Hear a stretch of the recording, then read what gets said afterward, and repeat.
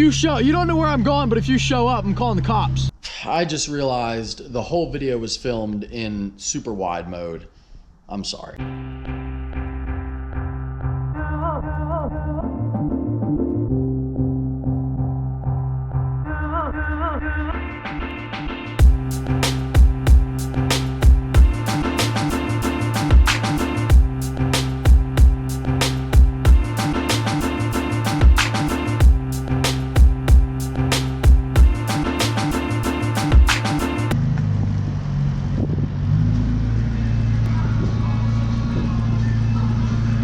Good afternoon and welcome to the channel.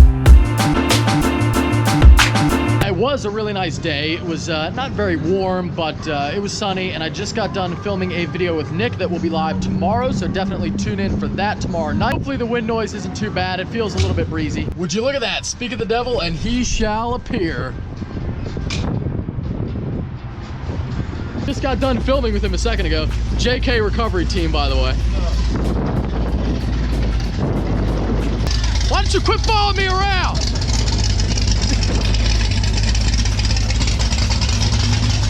No corn for me. I'm on the pump. So I wanted to leave, trying to get away from Mike, and then I show up at the gas station. Dude, I was here first. Imagine that, you're out of gas all the time. Yeah, so am I. And we got a Jeep here as well. Now what do we do? We got a fender here. That's like, I mean, it looks nice. Looks fine. Rubber trim around that. It's bulletproof? Yeah, and it's found a way to get it through. Oh shit, look at that. Panel comes open, you fold it right off.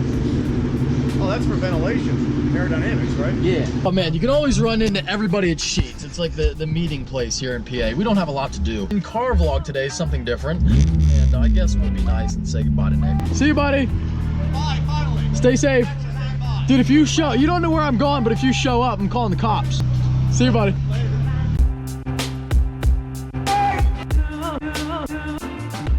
All right, so I wanted to take this opportunity to talk about the Geneva Motor Show here for 2018, just kind of going on right now, but I think it's wrapping up. Anyway, a lot of cool cars out, and one in particular I wanted to talk about because people always seem to ask my opinion on this vehicle, even though I'm not sure why, because it's not really my type of thing, but either way, we are going to talk about it. So, some interesting ones. I mean, the Ferrari 488 Pista, or Pizza, whatever the hell it's called. I don't know, a lot of people ask me about this one as well. Not the biggest Ferrari guy. I mean, my favorite car growing up actually was an F50, the Ferrari F50. But, you know, modern Ferraris, I really don't care. So the 488 Pistol is essentially the 458 Speciale. It's the special version, the Scuderia version of the 488. So that's really all there is to say. I'm sure it's going to be very fast. It's going to put out some great lap times, and it will be insanely expensive, and you'll never see one driving around. Also, we have the Huracan Performante Spider, which should be cool. Not really a shock that that car is coming out. I mean, we know that Lamborghini always has their versions and then Spider versions of the race car versions of whatever, like the Superleggera and so on and so forth.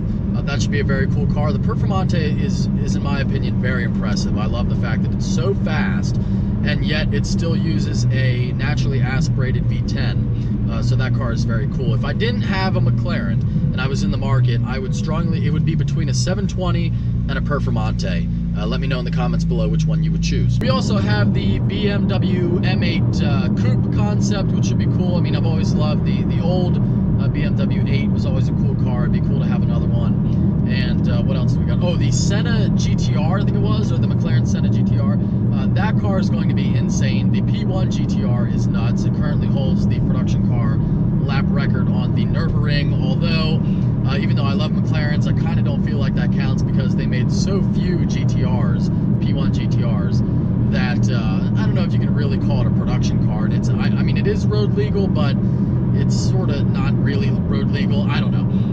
But the Senna GTR, very cool. That thing's going to be insane. McLaren just really kills the game right now. I mean, they're just, everything they do is awesome. I mean, McLaren just makes no mistakes. And, you know, I can't wait to see a Senna in person. I don't know when that's going to be. I've seen a couple P1s here and there, and never seen a P1 GTR. I don't have high hopes for seeing a Senna GTR, but I'm sure I will see a Senna at some point, maybe at a McLaren Philadelphia track day or something coming up soon. that would be great. But moving on to the one that everyone seems to ask me about for, again, an unknown reason, and that is the Toyota Supra. So the Supra concept was there at Geneva again. It's been at many, many car shows and, you know, auto shows and events. And this time, instead of a concept car like the FT4, I think it was called the FT4, the Toyota FT4, this time instead of that, it was a race car. And they were saying, yes, this is the Supra race car, and it's got a turbocharged inline six, should make somewhere in the neighborhood of 300 something horsepower, and that's really about it. We don't have any other details. Now, we all know that the new Supra, if it actually happens, and I say if, even though most people seem to think it's going to be a definite thing. Again, I'm really not sure on that. I think that Toyota, let's be honest, Toyota can make any car they want to make. They have unlimited resources and they have unlimited ability. So the fact that it's taking so long for the Supra to come out, to me, says that they are just nervous about it and they're really unsure of how it's going to do. And for good reason, I think. Now, we know it shares the platform with the BMW Z4 and all that good stuff. And, you know, I'm sure BMW is going to create a great car. I'm sure the Z4 will be nice. But the Supra, the Z4, no one really cares. Like, BMW doesn't have anything to lose. They don't have to live up to a name. It's not like the Z4, the Z3 is some storied special name that, like, oh, it has to be good. No one cares. You know, the people who are going to buy a convertible BMW are going to buy one no matter what. It can be a total slug, and it's not going to matter. Toyota, on the other hand, has a lot to live up to with the Supra name. And that's where I think the problem is. And I'm going to reference the NSX a lot in this upload because I feel like the Supra, as sad as it is, has a lot of things in common with the NSX, right down to the whole way it's being hyped up and eventually released, if it does get released. First problem is definitely the fact that, like I've mentioned, they've been teasing this car for so long now, and it's going to be like, when the NSX came out, it was already, it's like we had known about it for 12 years. And when it finally did come out for production, people were like, yeah, it's the same, that car's been out for so long. It felt like the car was already out and outdated before the car was even being delivered to people. And that's a big problem. And to me at this point, I see the Supra concept and I'm like, whatever, you know, I've been seeing that for years. I don't care anymore. And the issue to me, the biggest problem with the Supra is the fact that, you know, the only reason why people really love that name is because people from my generation, people about my age that are in their 20s and early 30s now, that car is like a hero to them. And it became this storybook iconic figure just by sheer chance. You know, it wasn't that the Supra was that great of a car. It's like anything, you know, no cars are really that great. A few are.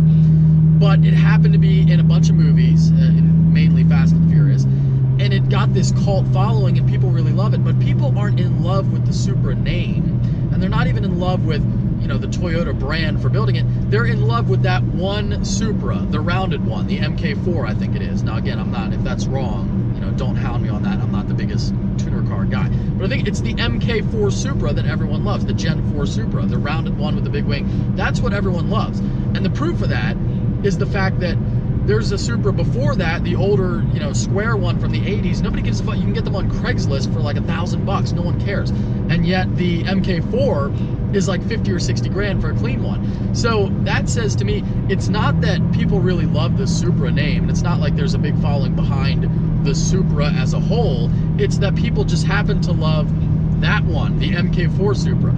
So I think that in releasing this new one, Toyota's really banking on this love behind the Supra name, and I'm not sure it's there. You know, I think people love that Supra, but I don't think people are going to love this one. Same as the NSX. You know, the NSX was a very cool car that people really liked, but when the new one came out, there's no love behind it. People aren't passionate about it. There's no, you know, real hype behind it now that it's out. You don't see it ever. I don't see anybody making videos on it. I don't see anybody doing anything with it because it's not exciting. I don't know. People often ask me about my thoughts on the Supra, and I just wanted to share that. You know, I think it's going to be like the NSX. I think it's going to be a big flop. Unfortunately, I'd like it to be a success, but they're fucking around for too long, and it's going to come out, and it's going to be too expensive. People are already losing interest in it, and the people who might want it because of the expense, they're not going to be able to afford it or justify it anyway. So, you know, I don't know. I just don't have high hopes for the Supra. All right, now I want to get to this big pile of mail I have over in the corner that I've had for a while. I just only had that pile from yesterday, but I've had a lot of mail back up for a while. But first I want to show you the bag from last night's mail time. If you haven't seen that video, check it out to get all the info. But you can see I got my flag on there and my Street Speed 717 name tape, which I think is really cool. Now, these are grenade pouches. You don't really need these for civilian use, but it is what it is. That's how the bag could look once you outfit it with some cool stuff. We're gonna do 3 boxes today, or 3 packages, 3 pieces of mail. I figure if we do 3 at once, or 3 per video, we can get through it pretty quick. This says, now I'm distracted here, it says prepaid, if not delivered, return to Vietnam.